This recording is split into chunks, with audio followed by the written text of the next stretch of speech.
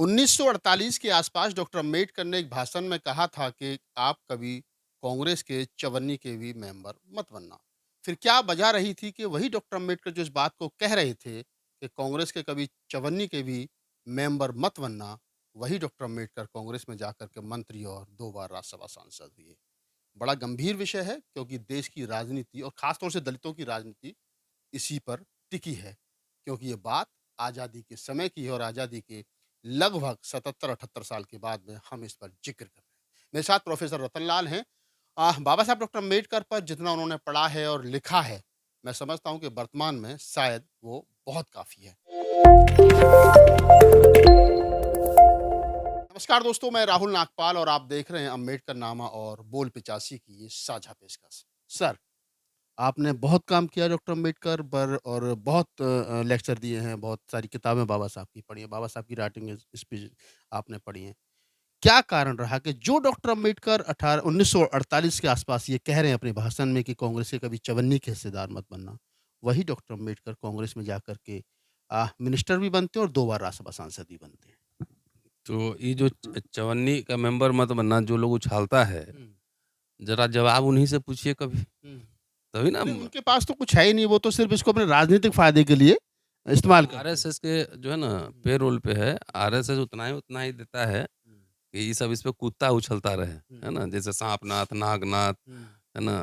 तो फिर ये चवनिया मेंबर ये आरएसएस निकाल के देता है इन लोगों को और हुँ। उसको बोलने के लिए पैसा भी देता है, पेरोल पे है। तो ये वो आदमी से पूछिए कि 1951 में जब शेड्यूल कास्ट मैनिफेस्टो उन्होंने निकाला था, हुँ, तो उन्होंने पॉइंट नंबर 53 या 54 है, हुँ, जो मैंने नागपुर के भाषण में भी कोट किया था, हुँ, कि अनुसूचित जाति संघ, हुँ, आरएसएस और हिंदू महासभा जैसे प्रतिक्रियावादी संगठनों से कोई समझौता नहीं करेगा। ये हुँ, याद नहीं है? हुँ। कंप्लीट 1951 के शेड्यूल कास्ट फेडरेशन के घोषणा पत्र मैनिफेस्टो में हाँ। बाबा साहब ये कह रहे हैं 53 या 54 नंबर पॉइंट पे कि कभी भी आरएसएस या हिंदू महासभा से महासभा के किसी भी संगठन से हमारा कोई समझौता नहीं नहीं होगा। होगा। तो ये बात तो कहना चाहिए ना, हुँ, क्यों नहीं कहते हैं? हुँ, क्योंकि आरएसएस, बीजेपी, हिंदू महासभा से आपको घ घर चलता है, पैसा मिलता है, माल ये मिल बात रहा है। माल मिल रहा है। हुँ, ये तो कभी कहता नहीं है। हुँ, हुँ, एक बात बताओ, आखिर 1937 में पहला चुनाव हुआ प्रोविंशियल इलेक्शन, हुँ, तो उस समय डॉक्टर अंबेडकर के राजनीतिक शत्रु कौन थे? हुँ, एक बात और आपको याद दिला दूँ, हुँ। एक किताब को और सब हंगामा करता है कि गांधी और कांग्रेस और गांधी ने गांधी ने अछूतों के लिए क्या किया? हुँ, तो ये तो सरकार में शामिल होने से पहले लिखे थे, हुँ। हाँ, 1940 के आसपास है का है, हाँ, 38-40 के आसपास कर ठीक दिया है? था। तो उन्होंने ये भी लिखा लेकिन फिर सरकार में भी शामिल हुए। हाँ, तो ये जो लोग उड़ाता है उससे पूछिए इसका जवाब दो। हुँ। और उसके बाद तो फिर डॉक्टर अम्बेडकर उसके संविधान सभा के मेंबर हुए। तो यही है, अंबेडकर को भसता है। हुँ, उन्होंने व्यक्ति पूजा का घोर विरोध किया था। हुँ। हो रहा है आजकल। उन्होंने बार-बार कहा था कि शिक्षा नहीं, उच्च शिक्षा ज़रूरी है। हुँ, अंग्रेज़ी पढ़ना आना चाहिए, हुँ, बोलना भी आना चाहिए हुँ, और आपको हायर स्टडीज़ में जाना चाहिए। हुँ, ये बात अंबेडकर का कौन-कौन मान रहा है? हुँ, उनसे पूछिए तो पीएचडी कराए हो बच्चों को, हुँ। अपने किए हो, बिल्कुल। हैं? उनसे ये सब हम काउंटर क्वेश्चन कर रहे हैं। हुँ, जॉन डेवी के स्टूडेंट थे अमेरिका में, हुँ, अंबेडकर, हुँ, उनके गुरु वो थे। हुँ। प्रोफ़ेसर थे उनके। हाँ, और उन्होंने उनसे सीखा था, आइडियाज़ लिया था। अंबेडकर का पूरा लाइफ़स्टाइल देखेंगे, हुँ, तो बहुत ही प्रैग्मैटिज़्म में बिलीव करते हैं, व्यावहारिकता में। व्यावहारिकता में। 48 के भाषण में तो स्पष्टीकरण दे दिया कि हम कांग्रेस मंत्रिमंडल में क्यों शामिल हुए, हुँ, क्योंकि अंग्रेज़ों से जितने अधिकार हुँ, उन्होंने लिए थे, हुँ, तो जब पावर ट्रांसफ़र हो रहा था हुँ, भारत को, हुँ, तो क्या अधिकार वो बचेंगे कि चले जाएँगे? ये भी एक सवाल था ना। हुँ। ये भी एक सवाल था कि जो सरकार बनेगी वो उन अधिकारों को तो इसीलिए उस समय डॉक्टर अंबेडकर का जो पार्टी था, उसका राइवल कौन था? कांग्रेस ही तो था और हुँ, क्या कौन हुँ, था? हुँ, बिल्कुल। तो ज़ाहिर है पॉलिटिकल राइवलरी में तो आरोप-प्रत्यारोप लगते ही हैं ना। हुँ, भाई इंडिपेंडेंट लेबर पार्टी था जो 37 में चुनाव लड़ी, हुँ। तो उस समय राइवल कौन था? कांग्रेस ही तो कांग्रेस राइवल। थी। और 51-52 के चुनाव में भी कांग्रेस ही था। हुँ, तो लड़ते किससे वो? हुँ, ये तो नेचुरल सी बात है ना, राजनीति कोई ऐसा तो है नहीं कि आइए राहुल बाबू कहाँ हैं? कुर्सी पे बैठा है। तो उसमें तो संघर्ष होता है, स्ट्रगल होता है, हुँ, आरोप-प्रत्यारोप लगते हैं। बिल्कुल। तो इतना तो ये रॉकेट साइंस नहीं है ना कि इसको समझ नहीं सकते हैं। हुँ, तो शामिल इसलिए हुए कि अंग्रेज़ों से जितने अधिकार हमने अपने अछूत समुदायों के लिए हुँ, लिए हैं, वो बना रहे हुँ, आगे। आज़ाद भारत में भी वो अधिकार बने रहे हैं। बने रहे। पोस्ट मैट्रिक फेलोशिप जो है ना आज़ादी के पहले आ गई थी। हुँ, लॉर्ड लिनलिथगो थे, हुँ, ठीक है साहब? वो तो चलता रहा ना, बाद में बाबा साहब के बाद भी चलता रहा, फिर इंदिरा गांधी ने पूरा एजुकेशन फ्री कर दिया, सब कुछ फेलोशिप दिया, कॉम्पोनेंट प्लान लाया, सब कुछ लाया। हुँ, बैंक का नेशनलाइज़ेशन कर दिया, पीएससीज खोले, आईआईटीज़, मेडिकल कॉलेजेस खोले गए, हुँ, ज़मींदारी उन्मूलन हुआ, हुँ, न रजवाड़ा पृथ्वी पर खत्म हुआ। हुँ, तो इससे दलितों को लाभ हुआ कि नुकसान हुआ? हुँ, तो उनसे ये पूछिए ना कि आज जो है ना क्रीमी लेयर ईडब्ल्यूएस का 8 लाख है, वो हुँ, भी सुना है बढ़ के शायद 10 लाख हो गया है। 10 लाख हो गए। 10 लाख या 12 लाख कुछ हुँ, हुआ है। हुँ, ओबीसी का भी उतना ही है। हुँ, तो शेड्यूल कास्ट को पोस्ट मैट्रिक फेलोशिप देने के लिए 2.5 लाख पे ही अटका हुआ है। हुँ, ये पता है किसी को? तो उनसे ये सब सवाल पूछिए ना कि शेड्यूल बिल्कुल। कास्ट का जो पोस्ट मैट्रिक फेलोशिप है, वो 2.5 लाख है। हुँ, ये 2.5 लाख अगर आपकी इनकम है, हुँ, उससे ₹1 भी ज़्यादा हुआ तो हुँ, आपको नहीं मिलेगा। नहीं मिलेगा। ईडब्ल्यूएस का देखिए इतना ज़मीन होना चाहिए, इतना घर होना चाहिए, 12 लाख रुपए इनकम होने चाहिए। तो इसके ऊपर जो है होगा तब आपको तब नहीं नहीं मिलेगा। मिलेगा। दलितों लिए क्या है? 2.5 ढाई लाख के लाख बाद ही नहीं मिलेगा। तो 2.5 लाख में मेरे पास तो मोबाइल में मैसेज दिखाया था ना, बच्चों को विदेश में एडमिशन हो गया, पैसे ही नहीं है। हुँ, एक ज्योत्सना का हमने इंटरव्यू किया था ना, लोगों से चंदा करके हुँ, दिया हुँ, था। हुँ, गरीब घर की है, उसको फीस देने का पैसा नहीं, फादर इंटरेस्ट पे लेके पढ़ा रहा है। हुँ, तो ये दलित समाज का जो ठेकेदार बना हुआ है, नेता हो चाहे संगठन वाले हो, हुँ, एकदम पता नहीं कौन चिलम मार के वो लगे रहते हैं, जय भीम और हाँ, बहुजन का राज होगा, हुँ, ब्राह्मण हुक्मरान बन बनेंगे। जाएगा, हम हुक्मरान बनेंगे। तो उनसे पूछिए कि पोस्ट बेसिक सवाल में आ रहा हूँ ना, हुँ, कि पोस्ट मैट्रिक फेलोशिप कहाँ है? हुँ, आज दिल्ली विश्वविद्यालय में चाहे कहीं पढ़ने के लिए इतना महँगा हो गया है, उसका क्या इंतज़ाम है बजट में? हुँ, कोई पार्लियामेंटेरियन, कोई पार्टी हुकूस हुँ, हुँ, कोई इस पे बहस करते सुना है आपने? कोई बहस नहीं है। तब तो खाली वही चवन्नी वाला याद है।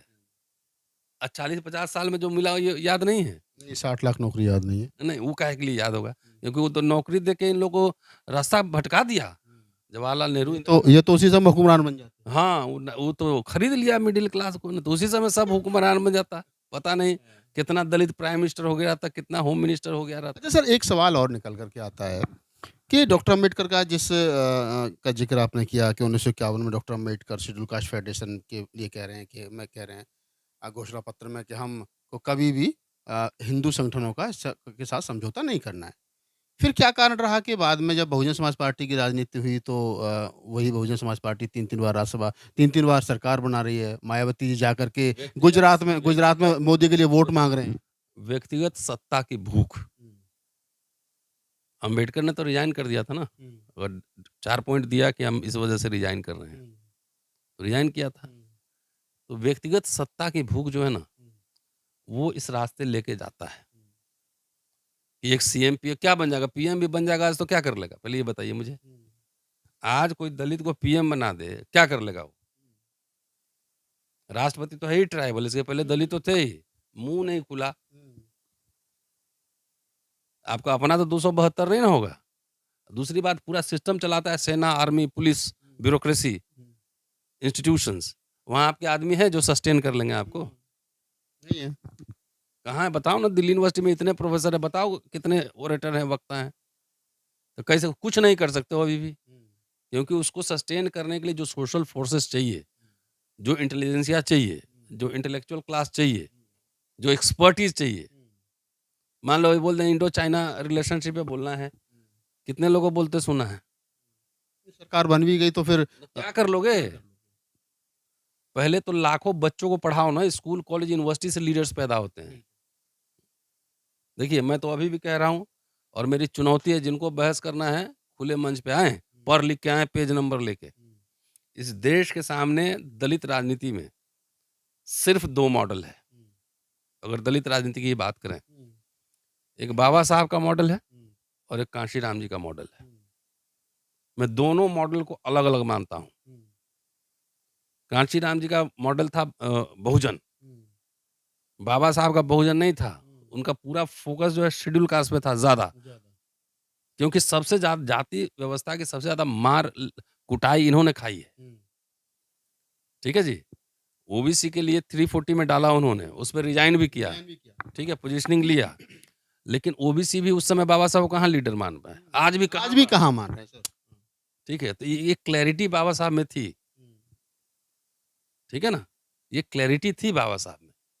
तो उन्होंने हर समय कहा कि we are minority in national life. उन्होंने वायसराय को जो दिया था शैक्षणिक शिकायतें हमारी, हमारी राजनीतिक शिकायतें, सारा मेमोरेंडम देते थे। पावर से बार्गेन करते थे, नेगोशिएट करते थे। He was a great negotiator.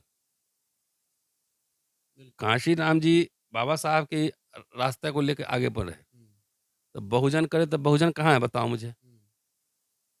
Schedule caste की सारी जातियाँ नहीं आ पाई। फिर कहाँ है बहुजन?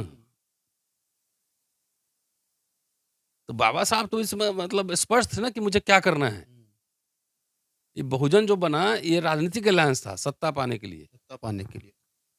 कुछ कुछ हुआ है, मूर्ति पार्क बन गया है, देख के खुश रहो। स्कूल, कॉलेज, यूनिवर्सिटी लेके क्या करोगे?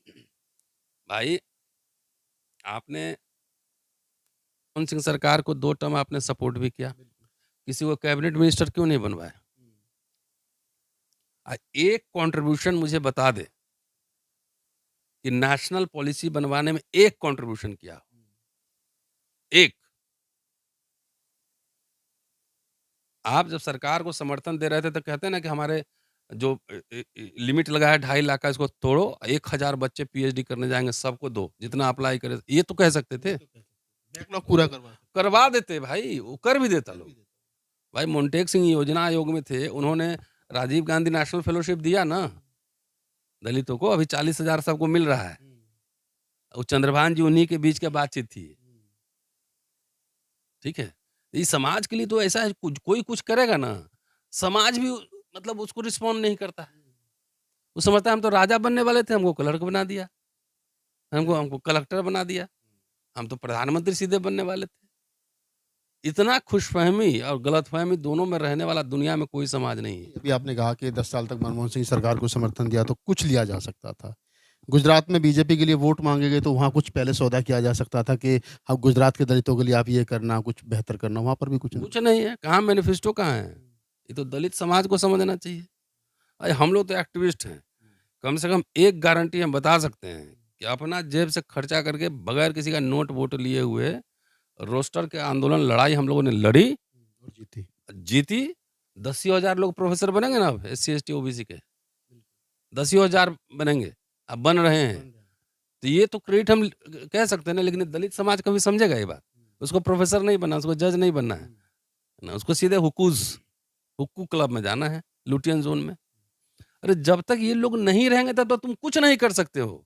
सर सरकार चलाने के लिए भी तो बहुत सारे आईएएस, बहुत सारे प्रोफेसर, बहुत सारे डॉक्टर, बहुत सारे टेक्निकल डिपार्टमेंट चाहिए, विदेश नीतियों पर बोलने वाले, समझने वाले लोग नहीं, चाहिए। उनसे पूछो कि 10 कैबिनेट मिनिस्टर का नाम बताओ अपना, कौन-कौन बनेगा? सही बात है, सरकार अगर बन भी गई तो फिर मिनिस्टर कहाँ से लाओगे? वो 2 मॉडल है, मैंने कहा ना कि बाबा साहब के मॉडल पर दलित समाज को वापस आना पड़ेगा।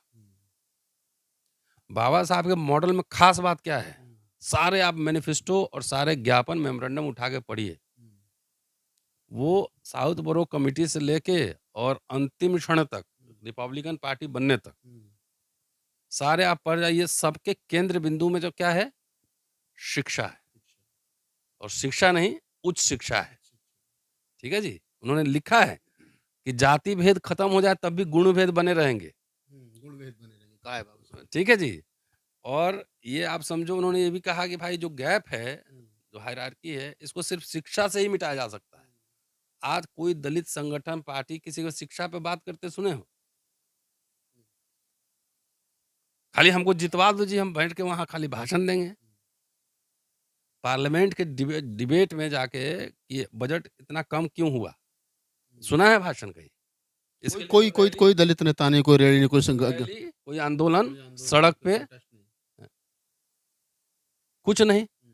तो दलित समाज को जो नशा चढ़ा हुआ था ना, अब धीरे-धीरे तो खत्म हो रहा है सब। हम लोग तो रोज़ ये बात कह रहे हैं। 50% तो उतर ही गया। अरे कुछ नहीं, हम ज़िंदा रहे, मरे, लेकिन लोग याद रखेगा कि हम लोग लगातार हैमर कर रहे थे, लटिया रहे थे कि भाई तेरे खत्म हो रहे हैं। जिस स्कूल में मैं पढ़ के आया हूँ, गाँव के स्कूल से, क्या उस स्कूल से पढ़ के बच्चा आईआईटी, मेडिकल, यूनिवर्सिटी में प्रोफ़ेसर बन सकता है? उसी 40 साल में जो स्कूल सब खुला, उसी को ना बंद कराई होगी। अब यूपी में 27,000 बंद कर दिया।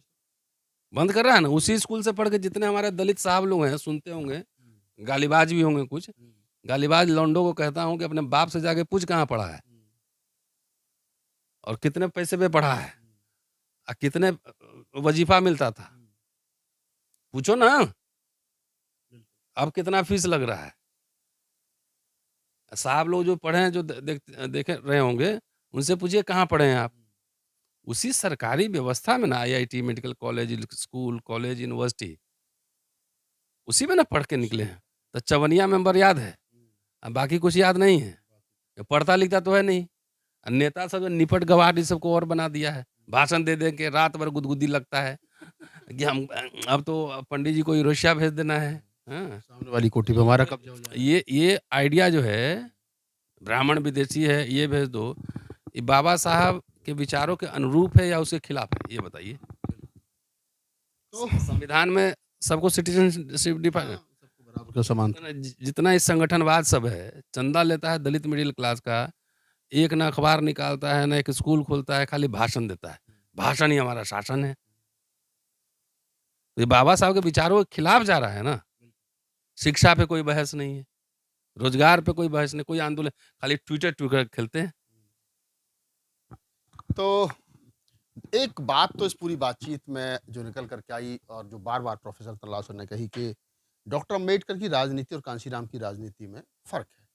ये बात अलग है कि बाबा साहब डॉक्टर अम्बेडकर जो ज़िक्र उन्होंने भी किया और मैंने भी रिपीट किया कि 1951 में कह रहे हैं कि हमको हिंदू संगठनों का के साथ समझौता नहीं करना है। वहीं कांशीराम जी की बहुजन हिंदू समाज। राष्ट्र अभिशाप होगा, ये भी तो कहा हाँ, था। हिंदू राष्ट्र ये अभिशाप होगा ये। दलित सभी पालकी ढो रहा है ये सब। हाँ, ये सब तो दलित पाल प्रत्यक्ष रूप से कोई इनडायरेक्ट इनडायरेक्ट। पालकी ढो रहा है दलित सब हिंदू राष्ट्र लाने का। बिल्कुल। तो ये तो तय है कि वही कांशीराम जी बीजेपी जैसी हिंदूवादी पार्टी के साथ मिलकर के 3-3 बार सरकार बनाते हैं और खुद मायावती जी 2002 में मोदी जी के लिए जाकर के वोट माँगती हैं गुजरात में। और जैसा कहा जाता है कि जब देश में संविधान बचाने के लिए लोग तमाम समतावादी नेता रोड पर थे, तो बसपा की बड़ी नेता संपत्ति बचाने के लिए ट्यूटर-ट्यूटर खेल रही थी। राजनीति से ज़्यादा ये समाज जो है ना, सामाजिक आंदोलन, सांस्कृतिक आंदोलन पे फोकस करे। 131 एमपी तो है ही ना, क्या कर रहा है वो? आंदोलन करे शिक्षा और रोजगार को लेकर, तभी बचेगा, और नहीं तो 10-15 साल में निपटा दिए जाएँगे। सारे जो है ना, वो जाके खेत में बीपी शुगर ठीक करेंगे, मेहनत करेंगे। मेहनत करेंगे। तो ये आज की बातचीत हम यहीं कंप्लीट कर रहे हैं। इस पूरी बातचीत के बारे में आपकी क्या प्रतिक्रिया हमें बताइए। गंभीर मुद्दा है क्योंकि हमने बाबा साहब डॉक्टर अम्बेडकर और कांग्रेस और फिर बसपा और वर्तमान हालात, इसी सारी पर बातचीत है। इस पूरी बातचीत को ध्यान से सुनिए और फिर नीचे कम से कम उसके बाद टिप्पणी कीजिए। धन्यवाद।